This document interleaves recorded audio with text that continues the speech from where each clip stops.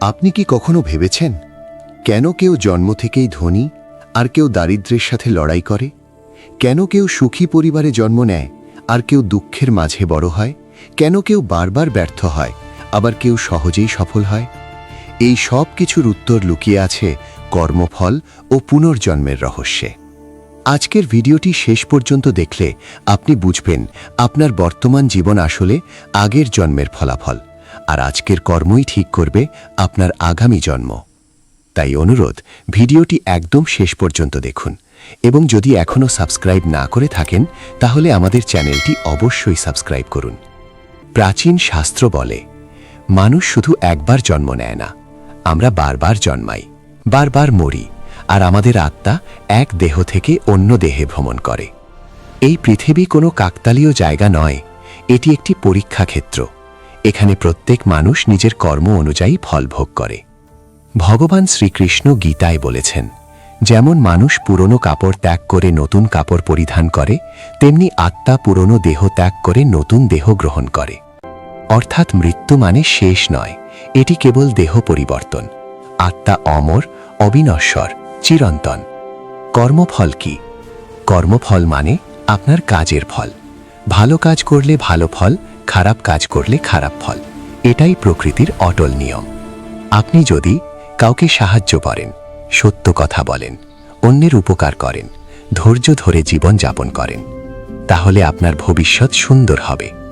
আর যদি মিথ্যা বলেন, অন্যকে ঠকান, অন্যের ক্ষতি করেন, লোভ, হিংসা, অহংকারে ডুবে থাকেন, তাহলে এর ফল আপনাকেই ভোগ করতে হবে, হয় এই জন্মে নয়তো পরের জন্মে। এই জগতে কোনো অন্যায় শাস্তিহীন থাকে না।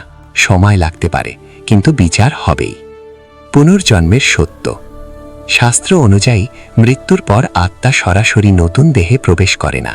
প্রথমে আত্মা এক যাত্রা শুরু করে, যাকে বলা হয় মৃত্যুলোক থেকে পরলোকের যাত্রা। গরুর পুরাণে বলা হয়েছে, মৃত্যুর পর যমদূতেরা আত্মাকে নিয়ে যায় যমরাজের আদালতে। সেখানে মানুষের কর্ম বিচার করা হয়।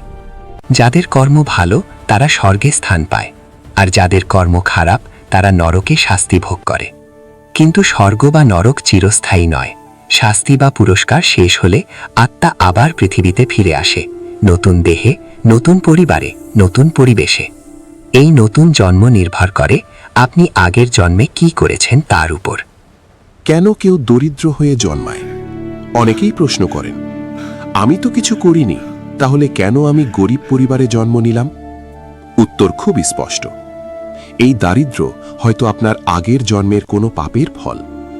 হতে পারে আপনি কাউকে ঠকিয়েছিলেন, অন্যের সম্পদ কেড়ে নিয়েছিলেন, গরিবদের অবহেলা করেছিলেন, নিজের ক্ষমতার অপব্যবহার করেছিলেন।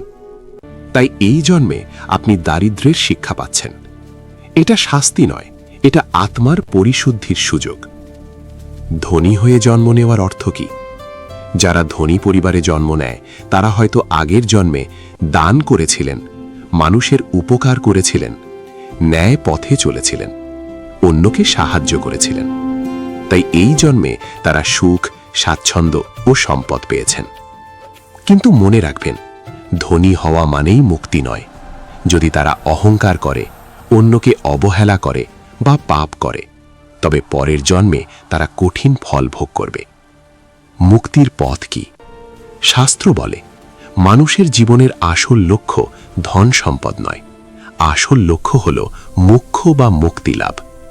মুক্তি পেতে হলে আপনাকে সত্যের পথে চলতে হবে, অহিংসা পালন করতে হবে, লোভ ত্যাগ করতে হবে, দয়া, করুণা ও মানবিকতা দেখাতে হবে, ভগবানের স্মরণ করতে হবে।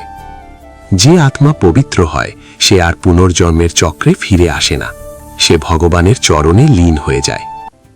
শেষ বার্তা। আজ আপনি যা করছেন সেটাই আপনার ভবিষ্যৎ নির্ধারণ করছে। আপনি যদি চান আগামী জন্মে সুখী হতে, তাহলে আজ থেকেই ভালো মানুষ হওয়ার চেষ্টা করুন। কাউকে আঘাত দেবেন না, কারো ক্ষতি করবেন না, অন্যের কষ্টে হাসবেন না। যতটা পারেন দান করুন, সাহায্য করুন, ভালোবাসুন। কারণ আজকের কর্মই আগামী জন্মের ভাগ্য। আপনি যদি এই ভিডিওটি থেকে কিছু শিখে থাকেন তাহলে ভিডিওটি লাইক করুন, শেয়ার করুন এবং আমাদের চ্যানেলটি সাবস্ক্রাইব করুন। আর কমেন্টে লিখুন, গিয়ে আমি ভালো কর্ম করব। পরবর্তী ভিডিওতে আমরা আলোচনা করব মৃত্যুর পর আত্মার যাত্রা কিভাবে হয়। ততক্ষণ পর্যন্ত ভালো থাকুন, সুস্থ থাকুন, ধর্মের পথে চলুন। হর হর মহাদেব, জয় শ্রীকৃষ্ণ। ওম শান্তি।